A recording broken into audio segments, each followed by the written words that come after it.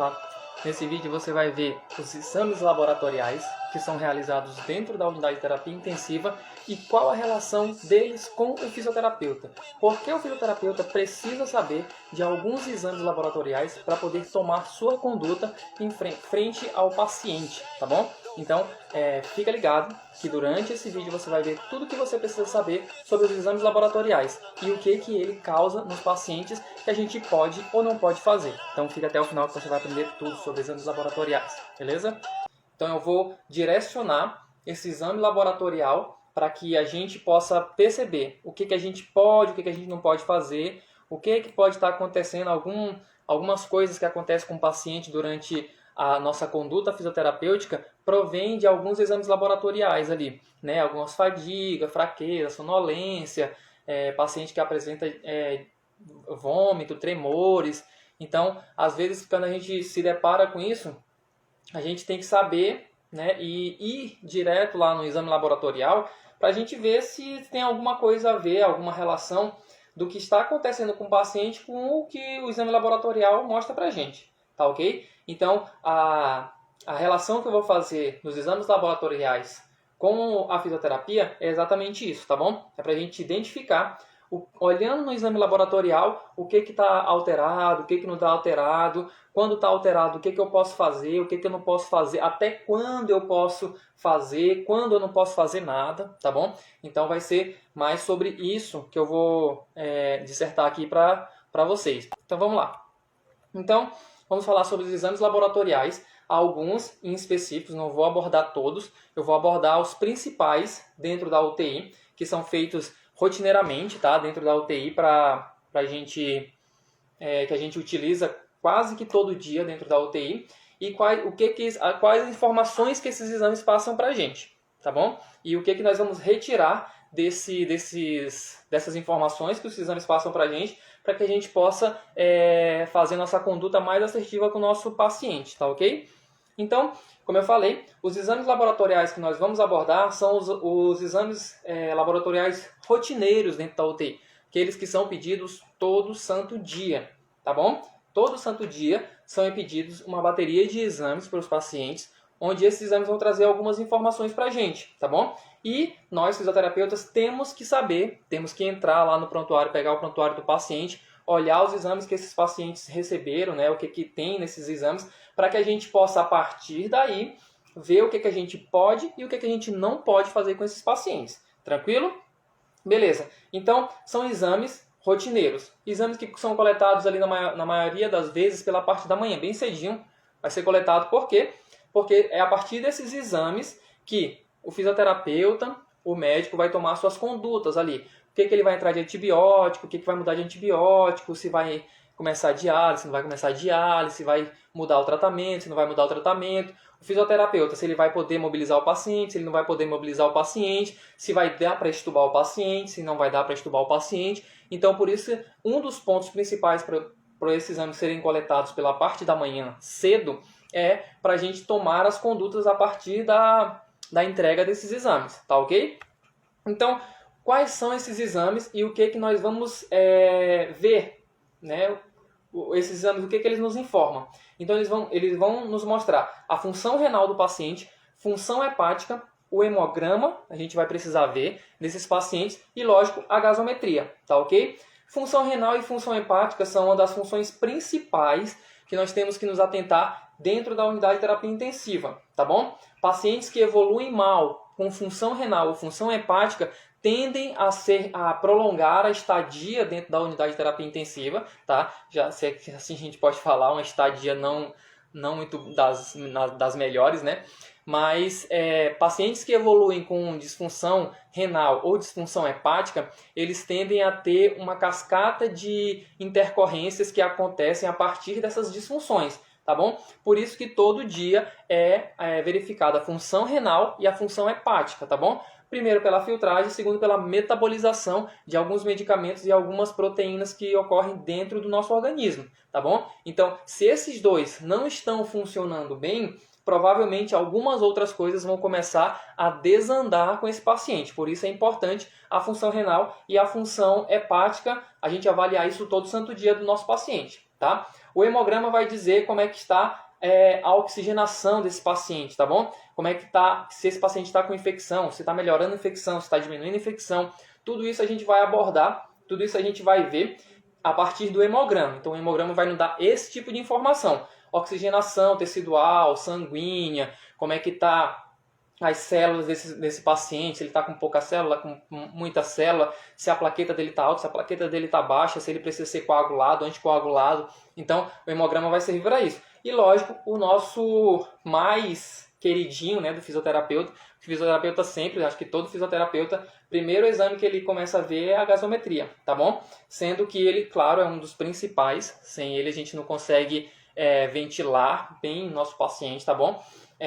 E ele vai ver o pH, ácido básico, acidose, alcalose, tudo isso, tá bom? Então esses são os principais exames que nós vamos abordar hoje, tá ok? E a partir deles a gente vai ver quais são as condutas que nós podemos fazer e as condutas que nós não podemos fazer, tá ok? Então vamos começar pela função renal.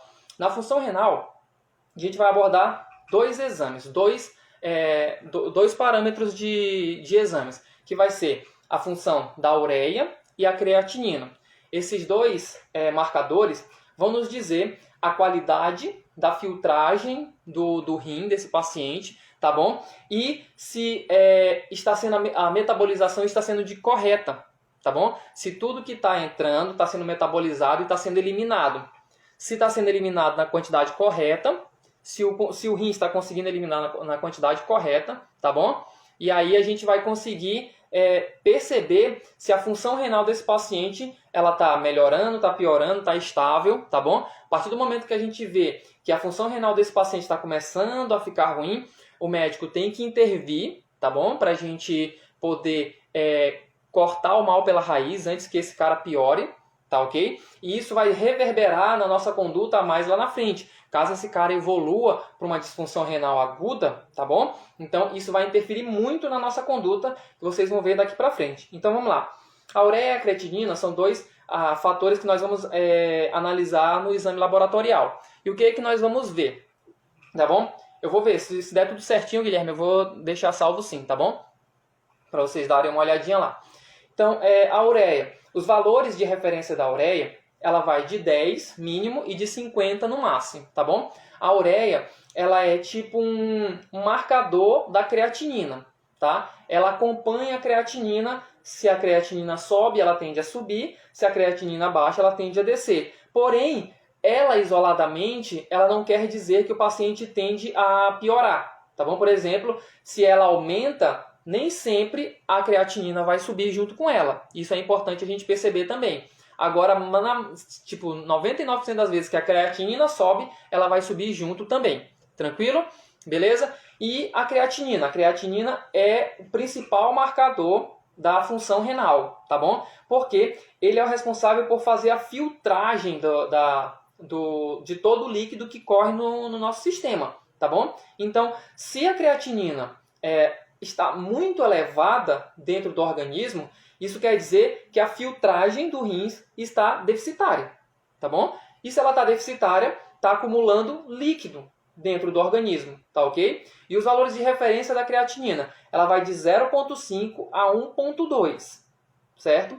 Quando esse paciente começa a acumular líquido acima de 1,2, ele começa a evoluir com acúmulo de líquido. E isso a gente já começa, aumentou de 1,2, a ureia já começou a chegar ali, 45, 48, tá bom? A gente já tem que começar a perceber se alguma coisa está acontecendo de errado, alguma medicação está entrando errada, ou alguma medicação está começando a fazer efeito no rins do paciente, que o rins está começando a não conseguir drenar tudo isso daí, tá ok? Então, ureia de 10 a 50, creatinina de 0,5 a 1,2, tranquilo? Quando esses marcadores começam a alterar, isso vai começar a nos afetar indiretamente, afetar o paciente e afetar a nossa conduta, tá ok? Por quê? Quando esse paciente começa a ter um aumento de marcadores renais, ureia e creatinina, o que pode acontecer com esse paciente? Pode acontecer incapacidade de concentração, tá bom?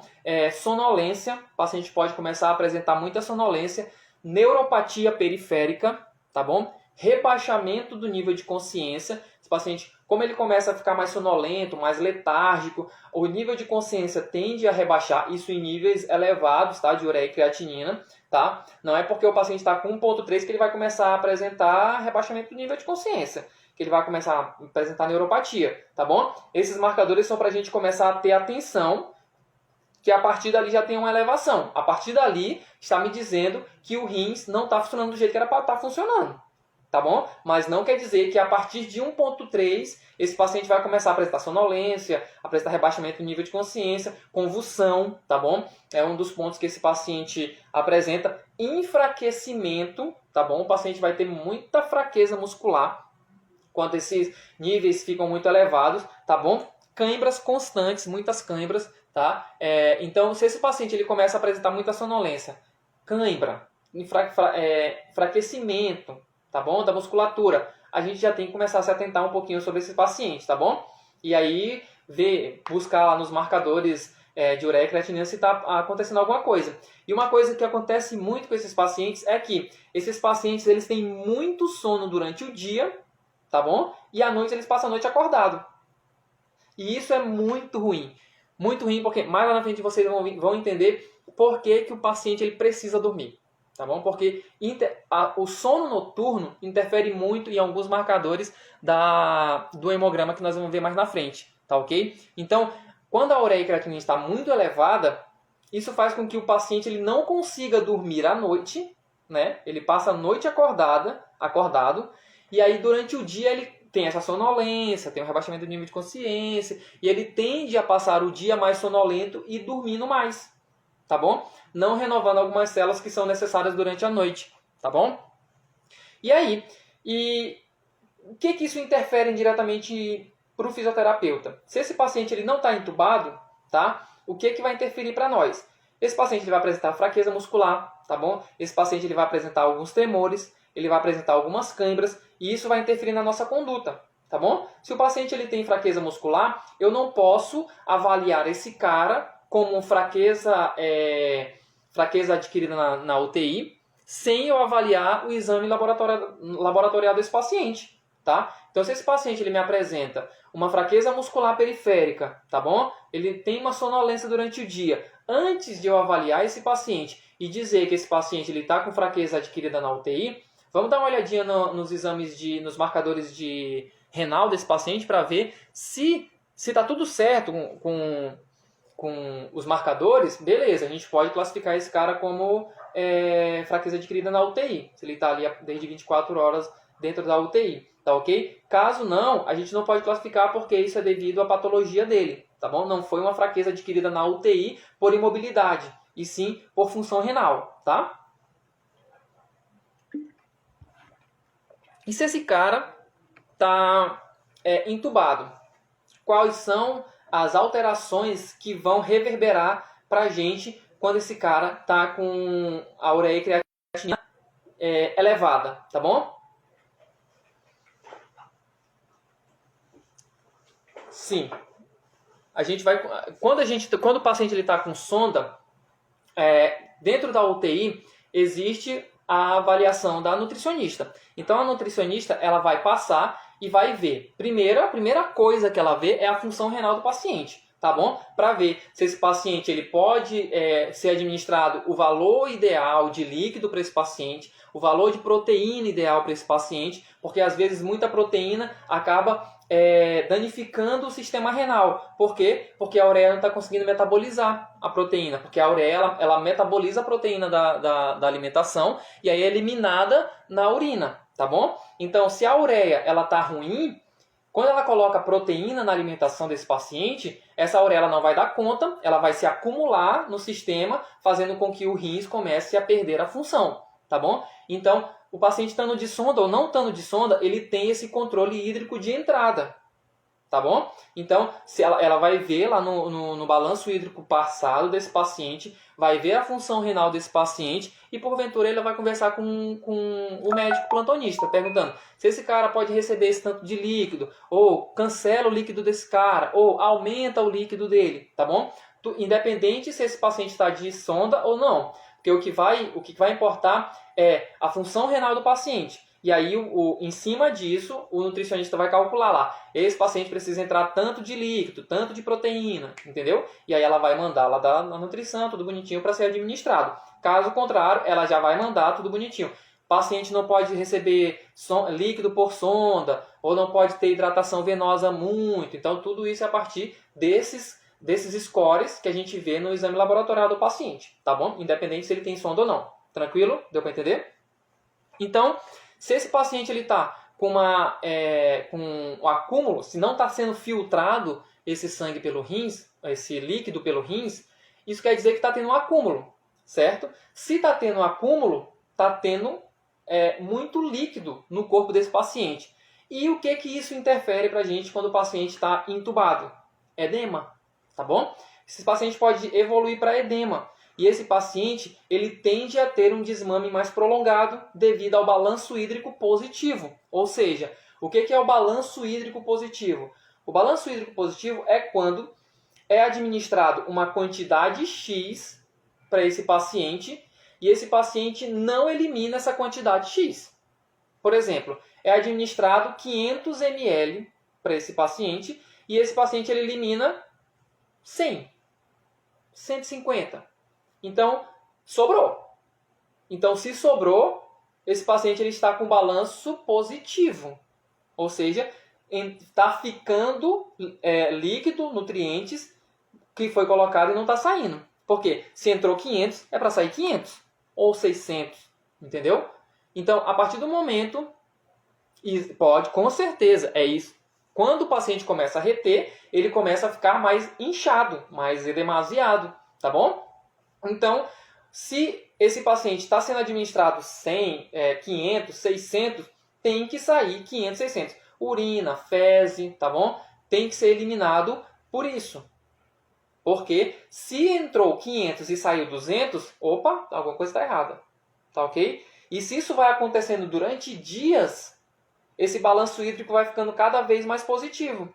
E esse balanço hídrico ficando cada vez mais positivo, o paciente tende a reter muito líquido, dificultando assim a troca gasosa desse paciente, tá? Expansão pulmonar desse paciente. Por quê? Por causa que o líquido vai comprimir tudo ali dentro. Então esse paciente precisa desinchar, precisa sair esse líquido desse paciente para que a função, né, todas as funções comecem a trabalhar de forma correta. Tá ok? Então a função renal do paciente a gente tem que acompanhar de perto exatamente por isso, tá bom? Por causa, se os rins não estão funcionando do jeito correto, com certeza esse paciente vai acumular líquido. E acumular líquido para o fisioterapeuta é muito ruim, tá bom? Principalmente se esse paciente está em ventilação mecânica. Esse paciente pode evoluir em edema agudo, tudo mais, dificultando muito mais a nossa extubação quando a gente for fazer o TRE com esse paciente, tá bom? Por isso que a gente sempre fala, um dos pontos para a gente fazer TRE para esse paciente é balanço hídrico. E o balanço hídrico é interferido pela função renal. Se o rins não está funcionando bem, com certeza vai estar acumulando líquido. E esse acúmulo de líquido que ocorre é o balanço hídrico, que fica positivo a cada dia. Tanto é que tem balanço hídrico diário e balanço hídrico acumulado, que são dos dias anteriores. Por exemplo, ontem foi administrado 500 ml no paciente e o paciente só eliminou 200, sobrou 300.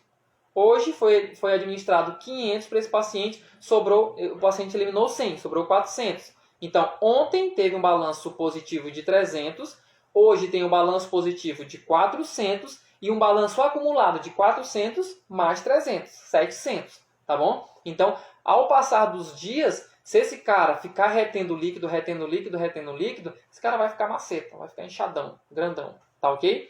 Então, muito importante função renal a gente acompanhar desse paciente, exatamente para a gente acompanhar o balanço hídrico dele. Tranquilo? Deu para entender essa parte renal do paciente? E aí a gente parte para a parte do sódio e potássio, nossa bomba de sódio e potássio.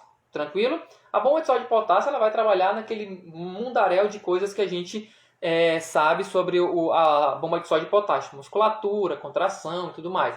Mas aqui a gente vai se atentar em algumas coisas pertinentes a gente. Lógico, a musculatura também é muito importante, tá? Então, o sódio, ela vai determinar a osmolaridade plasmática, ou seja, é o sódio que vai reter o líquido dentro do sistema, da célula, tá? Então o sódio ele vai reter líquido para hidratar, para fazer todas as trocas necessárias aí, tá bom? Então, quais são os valores de referência do sódio? O sódio ele vai de 135 a 145. Então, são os valores de referências aí. Quando esse paciente está com um sódio muito baixo, ele está com uma hiponatremia, tá bom? De sódio. Isso quer dizer que ele tem pouco sódio no sistema. Se ele tem pouco sódio no sistema, o sódio ele é o coleguinha da água. Então, para onde o sódio vai, a água vai, certo? Se existe pouco sódio, existe muita água, tá bom? Porque esse pouco sódio vai pegar pouca água, certo? Então, se tem pouco sódio, sobra muita água. Se sobra muita água e o rins não funciona, a gente tem aquele acúmulo de líquido, tá bom? E o que pode ocasionar isso no paciente? Vômitos, letargia, sonolência, edema, tá bom?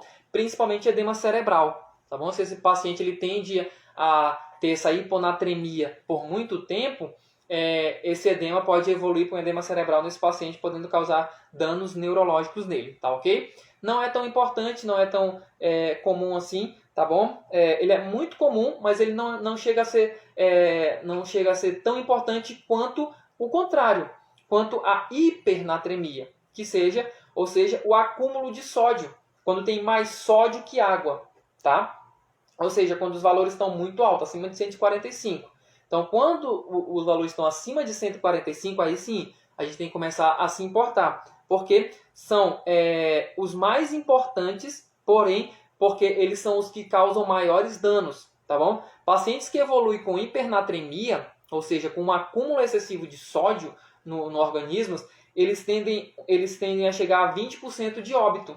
Então, dos pacientes que evoluem com hiponatremia, 20% chegam a óbito, tá bom? Para vocês verem qual é a importância da hipernatremia, ou seja, o acúmulo dessa quantidade de sódio no organismo do paciente. Então, também muito importante para a gente poder avaliar a quantidade de líquido que esse paciente. E esse paciente começa a evoluir com desidratação. Se esse paciente começa a evoluir com desidratação, ele começa a perder troca, tá bom? Troca respiratória, troca gasosa e tudo mais. Tranquilo? E a gente vai para o potássio, tá? O potássio é o principal cátion, né? O principal eletrólito positivo para a gente fazer as trocas, né? Mais presente nas células hepáticas. Então a gente entra na função hepática aí, tá? Onde a gente vai avaliar a função hepática aí. Ele realiza, né, a bomba de sódio e potássio, que é a bombinha lá, que entra sódio, sai potássio, musculatura e tudo mais, tá bom? É o principal precursor do funcionamento das células cardíacas e das células nervosas, tá? Então ele que vai fazer esse funcionamento ser um funcionamento sincrônico e perfeito para as células, tranquilo? Então, se a gente tem uma quantidade de potássio baixa, então quais são os valores, né? Inicialmente, vamos saber quais são os valores de referência do sódio. O sódio ele vai de 3,5 a 5,5, certo? Então, se esse paciente ele tem um potássio abaixo de 3,5, ele tem uma hipocalemia, tá? A hipocalemia ela é mais comum dentro da unidade de terapia intensiva, né? Cerca de 20% dos pacientes que entram dentro da UTI, né, que são tratados dentro da UTI, eles evoluem para a hiponatremia. E o que e por que acontece isso? Por causa de alguns tratamentos. Tratamento para pacientes que estão em cetoacidose diabética, por causa das medicações que esses pacientes tomam, tá bom? Pacientes que têm vômitos recorrentes, que vomitam bastante, eles tendem a ter essa hipocalemia porque ele vai eliminar muito potássio nos vômitos, tá bom? E pacientes com alcalose metabólica. Então, esses pacientes eles tendem a evoluir para a hipocalemia. Não é uma patologia tão ruim assim, mas ela é muito comum. E o que ela pode trazer? Fraqueza muscular, fadiga, intolerância ao exercício, tá bom? Então, às vezes a gente acha que o paciente está lá com preguiça de fazer, está querendo dormir, ou não quer saber do fisioterapeuta, né? Então a gente fala lá, olha, quando o cara chega, o paciente vê o fisioterapeuta já se encolhe para dormir, tá bom? Alguns pacientes fazem isso mesmo. né? Mas em alguns casos a gente tem que levar em consideração os exames laboratoriais, principalmente potássio. Se o potássio desse cara está muito baixo, ele não vai ter disposição nenhuma para você fazer exercício com ele, cara, tá bom? Então, a gente precisa avaliar o potássio desse cara. Se o potássio dele está bacana, show de bola. A gente pode ver que pode ser uma preguiça ou pode ser alguma outra coisa. Porém, se esse cara começa a apresentar fadiga, intolerância ao exercício, dispneia a alguns exercícios, tá bom? E esse paciente ele não tem nenhum problema respiratório ali, tá bom? Câimbras e tudo mais, a gente pode pensar no potássio desse paciente. Então, avaliar o potássio diariamente desse paciente é interessante para a gente ver se a gente vai conseguir evoluir o exercício com esse paciente, tá bom? Então, se esse paciente ele tem uma hipocalemia e uma hipocalemia recorrente, já de vários dias, que não está conseguindo ser revertido e tudo mais, provavelmente a gente não vai conseguir evoluir muito com esse paciente. Não que a gente não vá fazer exercício com ele, mas a gente não vai conseguir evoluir muito com ele. Por quê? Porque esse cara ele tá com a fadiga, tá bom? Ele apresenta dispneia, ele é intolerante ao exercício. Então a gente vai conseguir fazer pouca coisa com ele, mas isso não impede de você fazer alguma coisa com ele, tá bom? Só estou dizendo que isso vai fazer com que você tenha uma... Ele vai fazer com que os exercícios não sejam tão eficazes assim, certo? Então a gente não vai conseguir fazer com que os exercícios sejam tão eficazes. Por quê? Porque esses pacientes eles tendem a ter essa fadiga por causa da quantidade de potássio. A musculatura dele não está tão legal assim. Tranquilo?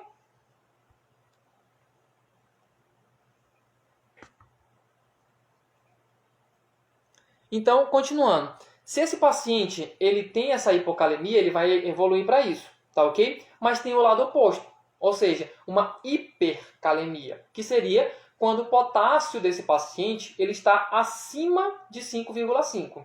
Não que esse paciente tenha um potássio de 5,6 ele já está, oh meu Deus do céu, vai morrer. Não. Quando esse paciente começa a evoluir com um potássio acima de 5,5, a gente tem que perceber que alguma coisa está começando a ficar errada, tá ok? E aí o que pode acontecer? Ela não acontece muito dentro da UTI, porém, quando ela acontece, ela é muito mais grave, tá? Ela chega a... Por quê? Porque ela acontece muito em pacientes renais. Paciente renal crônico, paciente renal agudo, paciente com acidose metabólica evolui bastante, tá bom? Pacientes com acidose metabólica, que é uma acidose metabólica recorrente que a gente não consegue corrigir de jeito nenhum essa acidose metabólica, esse paciente tende a ter um potássio bem alto, tá ok? E aí pode evoluir para algumas disfunções, principalmente disfunções cardíacas. Como eu falei para vocês no começo, ele é o responsável pelo funcionamento das células nervosas e da musculatura cardíaca, tá bom? Então, se ele está com um probleminha lá, se ele está com um potássio muito alto, ele pode causar algumas arritmias, tá bom? E algumas arritmias severas nesse paciente, tá ok? Então, a partir do momento que esse cara apresenta uma hipercalemia muito elevada, tipo um potássio de 10, de 11, tá ok? Esse cara pode apresentar uma parada cardíaca por fibrilação atrial do coração, tá bom? Excesso de potássio agita a musculatura cardíaca, fazendo uma arritmia grave e podendo levar a parada cardíaca desse paciente, tá bom? Então, muito importante avaliar só de potássio, para a gente ver musculatura, ver função cardíaca desse paciente, se esse paciente começa a evoluir com gráficos cardíacos ali anormais, é bom a gente começar a ver isso daí para a gente poder avaliar se a gente pode mexer com esse paciente ou não. Porque pacientes com índices muito elevados de potássio ali de 10, é bom não mexer com esse cara não, tá bom? Porque esse cara ele já pode ter uma evolução cardíaca ruim, por causa do potássio elevado de algumas arritmias, e se a gente vir a trabalhar com esse cara, parte motora, isso pode ajudar no processo, tá bom? Então, valores elevados de potássio, é bom a gente manter esse cara quietinho lá, tranquilo? E agora a gente vai para o nosso hemograma, o nosso carinha lá que a gente gosta tanto e acho que a maioria sempre vê ele, né? Então, o hemograma. O que nós vamos ver no hemograma? A gente não vai desmiuçar o hemograma todo, não. Eu vou mostrar para vocês aqui o que nós vamos avaliar no hemograma, tá bom? Pontos importantes para a nossa conduta. tá bom? Então, no hemograma, o que nós vamos ver? Hemoglobina e as hemácias, tá bom? Células vermelhas. Vamos ver leucócitos, células brancas, e vamos ver as plaquetas. É isso que importa pra gente, pra nossa conduta dentro da unidade de terapia intensiva, tá ok? Células vermelhas, células brancas e as plaquetas. Isso, a gente sabendo identificar esses exames e sabendo o que está ruim e o que está bom, a nossa conduta vai ser muito mais assertiva, tá ok? Então vamos lá. O sangue ele é dividido em duas partes, certo? A parte líquida, né? Então são os componentes líquidos, que é o plasma, certo? Que são sais minerais, proteínas, glicose, aminoácidos, tudo isso. Tá ali na parte líquida do sangue. E aí temos os componentes celulares, que tem as hemácias, as células brancas e as plaquetas, tá bom? Células vermelhas, células brancas e células vermelhas. E as plaquetas, tá? Então vamos lá. Qual é a função da hemácia para a gente entender e colocar a cabecinha para funcionar e saber por que aquilo pode causar problema para a gente? Então, vamos falar sobre a hemácia e hemoglobina, as células vermelhas. O que são as células vermelhas?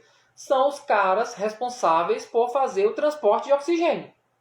Então, a troca gasosa ela vai depender das hemácias e da hemoglobina, certo? Então, não vou me aprofundar destrinchar o que acontece na troca gasosa, como é que a hemoglobina funciona e como é que as hemácias funcionam. Mas para vocês entenderem, tá bom? A hemoglobina, a hemácia, ela é, vamos dizer, o veículo para levar o oxigênio e trazer o CO2. O cara que fica dentro do carrinho, né, o veículo, vamos dizer assim, vamos considerar a hemácia como um carro, a hemoglobina como motorista, tá bom? E o oxigênio seja o nosso produto, certo? Então, nós temos as hemácias, que são o veículo, a hemoglobina, que é uma proteína que fica dentro das hemácias, que ele é o responsável por captar o oxigênio e levar esse oxigênio para os tecidos, certo? Então, se eu tenho uma quantidade de hemácias X, eu tenho uma quantidade de transporte de oxigênio X. Vamos dizer assim. Vamos colocar aqui então os valores. Então, as hemácias, elas se diferem. As hemácias e a hemoglobina, né? Elas se diferem em valores para homens e para mulheres. Tá bom? Porque quantidade de sangue no corpo, tecido muscular, altura, tudo isso interfere na quantidade de hemácias e de hemoglobina. Então, para mulheres, a quantidade de hemácias ideal é de 3,9 a 5,8, certo? Para homens é um pouco maior, ou seja, de 4,5 a 6,5. Então, dentro desses valores aí, a gente sabe que a quantidade de hemácia ela está ideal, ou seja, a quantidade de hemácia para aquele ser humano está ideal, ou seja, a quantidade de oxigênio que está sendo carreada provavelmente é suficiente para a demanda desse cara, tá bom? Dessa pessoa, desse paciente, independente se é homem ou se é mulher. Certo? E aí, o que acontece? Se eu tenho uma quantidade baixa de hemácia, eu tenho uma quantidade pequena de transporte. Então, eu tenho poucos carros para levar uma quantidade de oxigênio para os tecidos. Certo? E se esse tecido ele precisa de uma demanda maior de oxigênio, eu preciso de vários carros para levar a quantidade maior de oxigênio. E se essa demanda diminuída, o oxigênio não consegue chegar no tecido. Certo? Então, se eu tenho uma quantidade de hemácias baixas, a minha oxigenação periférica, tecidual em geral, sanguínea, vai ser baixa, tá bom? Porque eu preciso das hemácias e da hemoglobina para carrear tudo isso, tá bom? E qual é a quantidade de hemoglobina ideal? Quantidade de hemoglobina ideal, a hemoglobina é responsável por levar o oxigênio, certo? A hemácia ela leva oxigênio, traz gás carbônico. Tá bom? Leva oxigênio para o tecido, traz gás carbônico para o pulmão para ser eliminado. Tranquilo? A hemoglobina ela leva o oxigênio. Os valores também se diferenciam para homens e para mulheres. Certo? Então, para homens, os valores ideais de hemoglobina são de 13 a 17. Para mulheres, são de 12 a 16. Certo? Quando esses valores começam a cair, a gente tem que começar a se atentar. Tá bom? Provavelmente o transporte de oxigênio vai começar a diminuir. E por que isso é importante para a gente? Então, nós trabalhamos com oxigenação, principalmente quando esse paciente está em ventilação mecânica, certo? E o que isso vai nos interferir na nossa conduta? Se esse paciente ele está prestes a ser extubado. Vamos evoluir esse cara? Vamos tirar esse cara do tubo? Vamos evoluir esse cara? Vamos fazer esse TRE nesse cara? Vamos fazer o TRE nesse cara, beleza. Pera aí, doutor, deixa eu só ver como é que está o hemograma desse cara aqui. E aí eu vou lá e pego o hemograma desse cara com uma hemácia de 2.1. Vou ver a hemoglobina desse cara. Voltou? Uma hemoglobina de 8. Cara, a chance desse cara falhar na hora que eu puxar esse tubo é muito grande. Por quê? Porque quando eu estubo esse cara, ele vai precisar de uma demanda de oxigênio um pouco maior de início. Tá bom? E se ele precisa de uma demanda maior de oxigênio, ele precisa de carreadores de oxigênio para ele. Tá bom? Ele precisa de transporte efetivo para levar esse oxigênio. E se meus transportadores, minhas hemácias e minha hemoglobina estão em baixas quantidades, eu vou conseguir entregar pouco oxigênio para esse paciente.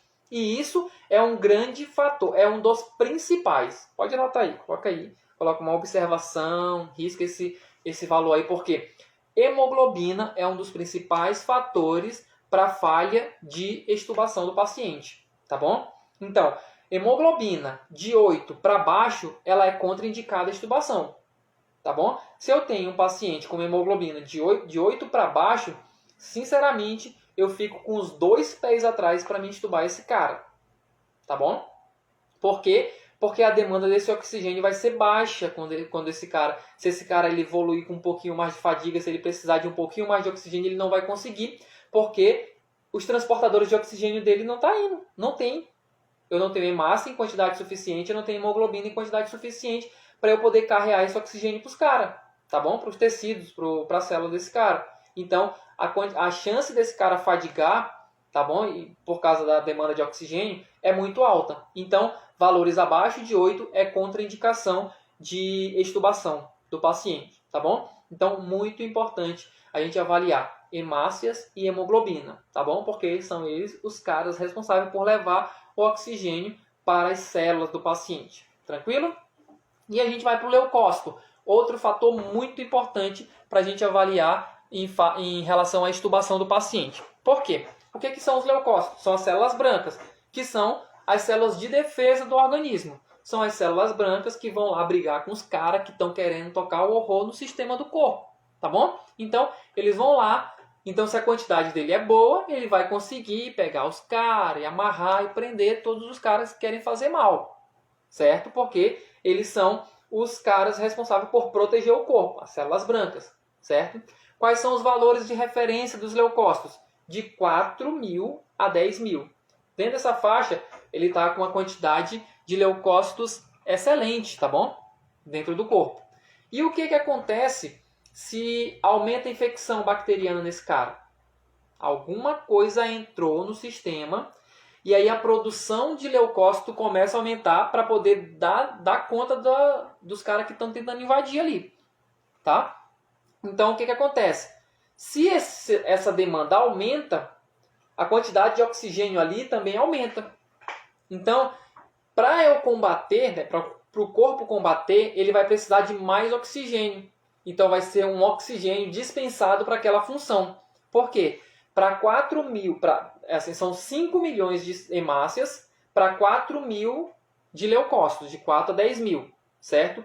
Quando eu aumento esses leucócitos, um leucócito de 15.000, de 20.000, a quantidade de hemácia dobra para ajudar esses leucócitos a combater aquele invasor.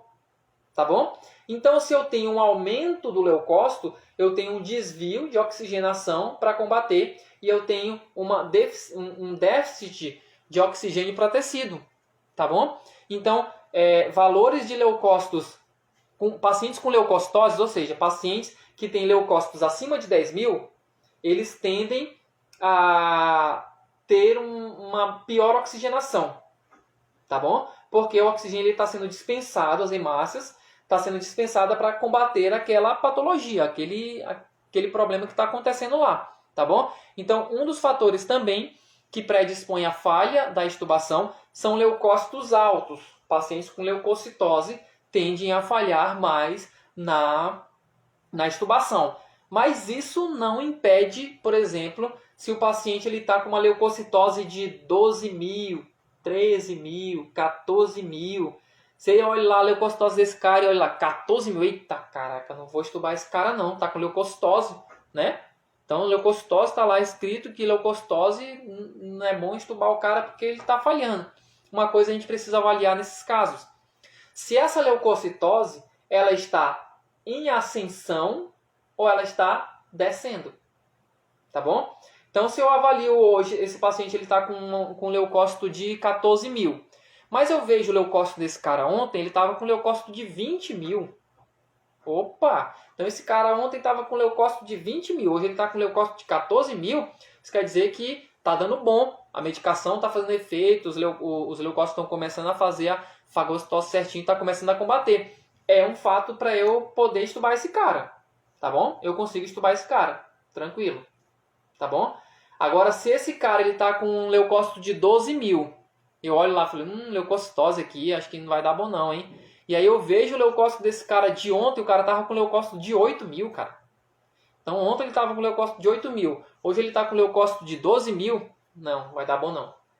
Então é melhor cancelar, melhorar esse leucócito desse paciente, cancelar a intubação desse paciente, desmame. Vamos melhorar esse leucócito para a gente ter uma intubação mais segura, tá? Então melhora o leucócito desse cara, deixa um leucócito ali dentro da normalidade ou em decrescente, né?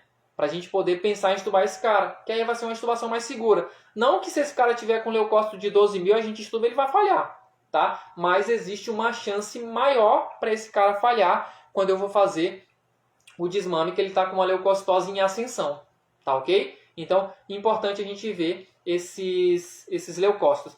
E como eu falei anteriormente para vocês, por que é importante o paciente dormir à noite?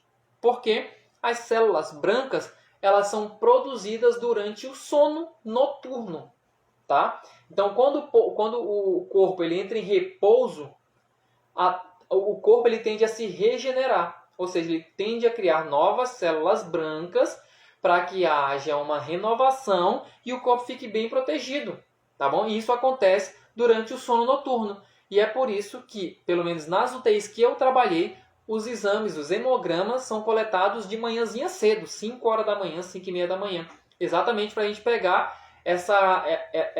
esses leucócitos bacaninha, acabaram de nascer, estão todo a vapor, entendeu? Então é ali, naquele horário, que os leucócitos eles estão super dispostos, super novos e tudo mais. E aí no decorrer do dia eles vão sendo desgastados ali durante os processos de fagocitose durante o corpo, porque a todo momento nós estamos entrando em contato com um corpo estranho, tá bom? E os leucócitos todo o tempo estão trabalhando.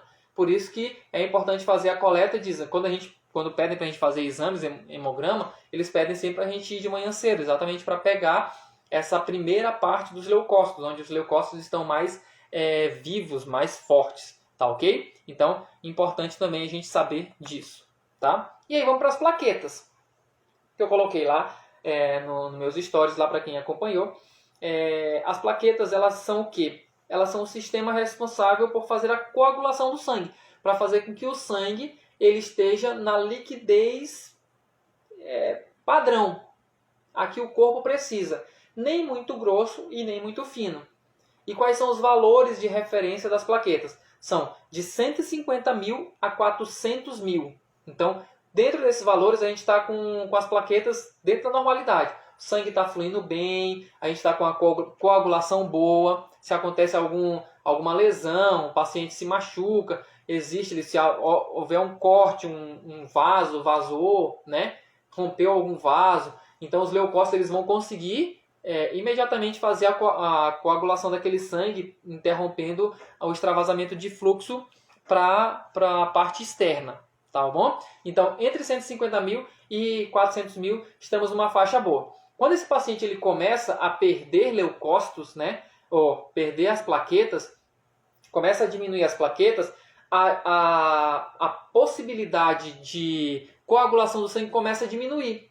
Então, ele vai perdendo a eficácia de coagulação. A coagulação vai se tornando mais lenta, tá bom? Então vai ficando mais lenta, vai demorando mais, o paciente vai sangrando mais, né? Ele tende a sangrar mais para as plaquetas conseguirem fechar esse sangue, tá bom? Fechar esse vazamento ali. E quando esses caras começam a ter umas plaquetas muito baixas, qualquer coisa pode fazer com que esse paciente sangre, tá bom? Uma pancada, o paciente rompe um vaso e as plaquetas não conseguem dar conta, esse cara começa a sangrar, até as plaquetas conseguirem fazerem o tamponamento desses vasos, dessa lesão, do que quer que tenha extravasado sangue, tá bom? Isso é muito prejudicial para o paciente, porque a gente pode trabalhar com esses pacientes com leucopenia, tá bom? Quando esses pacientes eles têm uma plaqueta de até, algumas literaturas falam 40 e algumas literaturas falam 50 mil. Eu trabalho de 50 mil para cima. Então, se o paciente tem uma plaqueta de 50 mil para baixo, eu não mexo mais, tá bom? Por quê? Porque qualquer movimento, qualquer coisa que eu faça com esse paciente pode romper vaso, pode romper musculatura, e isso pode provocar um sangramento, esse sangramento pode evoluir para uma hemorragia, tá bom? Por quê? Porque a quantidade de plaqueta para esse paciente está sendo muito pequena, tá? Então, se está sendo muito pequena, vai demorar mais para estancar o sangramento e esse paciente vai perder muito líquido, podendo evoluir para uma hemorragia e uma parada hipovolêmica, tá bom? Então, a gente pode trabalhar com esses pacientes até 50 mil. Algumas literaturas colocam 40, mas eu não vou até 40, eu vou até 50, tá bom? E o contrário também. Se esse paciente ele tem uma plaqueta muito alta, né, 450, 500, isso pode fazer com que esse paciente possa ter trombo, tá bom? Por quê? Porque o sangue ele fica mais grosso, tá bom? Então, quanto mais a quantidade de plaquetas dentro do sangue, esse sangue ele pode ficar tão grosso que pode formar trombos, e aí pode causar trombocitose nesse paciente, tá ok? Mas isso é mais, para a gente poder não mexer com esse paciente, tem que ser um valor muito elevado ali, de 800 para cima ali, para a gente não mexer com esse paciente em caso de trombocitose, tranquilo? E uma coisa que poucos fisioterapeutas prestam atenção nos exames laboratoriais é o lactato. O lactato ele é muito importante também porque ele é um ótimo marcador hipóxico para o paciente. Por quê? Porque ele vai dizer para a gente se o nosso tecido está bem irrigado de oxigênio, tem uma grande quantidade de oxigênio, tá bom? Então, se eu tenho uma quantidade baixa de lactato, isso quer dizer que eu tenho muito oxigênio. Por quê? Porque o lactato ele começa a ser produzido quando o oxigênio começa a acabar, tá bom? O lactato é aquele queimação quando a gente faz algum exercício. Quando a gente corre, quando a gente caminha e começa a fazer queimação nos músculos, é o lactato agindo. Quando o lactato começa a agir é porque começa a faltar oxigênio no tecido, tá ok? Então, níveis elevados de lactato nos indica que existe uma deficiência de oxigênio, tá ok? Então, quais são os valores ideais de lactato no nosso organismo? Vai ser de 5,7 até 22, tá ok? Quando a gente começa a se preocupar com o lactato no sangue? Quando esse paciente começa a apresentar uns valores de 45 a 85. Por quê? Quando esse paciente começa a apresentar uns valores de 45 a 85, esse paciente tende a começar a ter desconforto respiratório, porque é um nível muito elevado de lactato, tá bom? Se ele tem um nível muito elevado de lactato, é porque uma região muito grande está faltando oxigênio no tecido, tá bom? Então ele está ocupando esse espaço onde era para ter oxigênio, tem lactato. E aí esse paciente ele evolui para uma insuficiência respiratória. E a gente vai fazer uma VNI nesse paciente. Pode fazer, pode até fazer, mas é aquela VNI que você tem que ficar do ladinho, olhando ali, ó, e torcendo para esse cara não falhar, tá bom?